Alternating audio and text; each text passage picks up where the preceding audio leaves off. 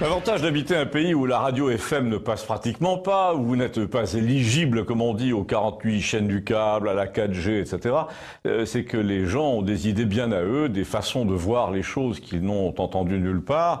Il y a un type comme ça chez nous qu'on appelle le grand Pierre, par opposition au petit Pierre qui habite un peu plus bas, qui est alcoolique. Il passe son temps à regarder la vie des autres et à réfléchir. Il a 40 ans.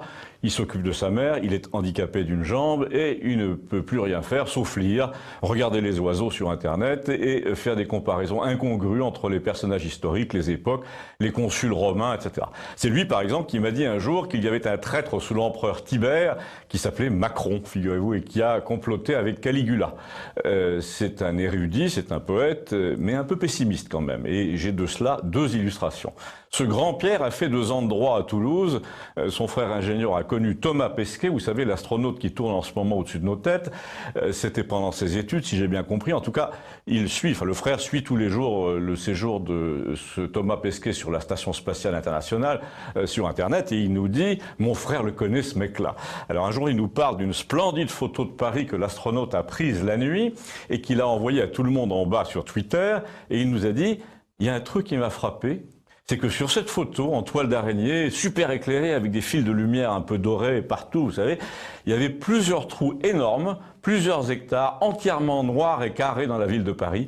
C'était super mystérieux, il parle comme ça. Et tu sais ce que c'était, me dit-il? Non, les cimetières. C'est marrant, non? Voilà un exemple de l'esprit de ce monsieur. C'est comme ça que résonne ce genre de type, ces poètes locaux, ces caractères purement contemplatifs.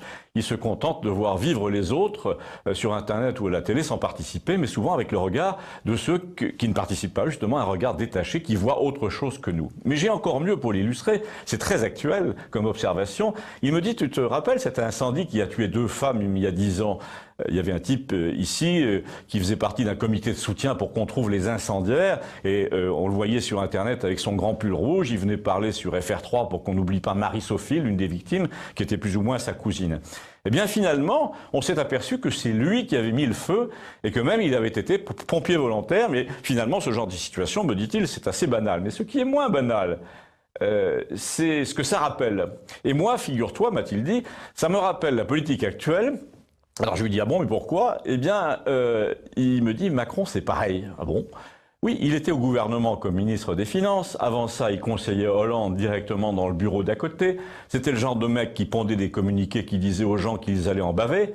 Alors à présent que la foule des ça ira monte à l'assaut du palais présidentiel et demande des têtes, eh bien tu vois le gamin parmi les insurgés qui réclament des réformes et qui disent au roi que c'est inadmissible. Alors que ce salopard habitait carrément à Versailles.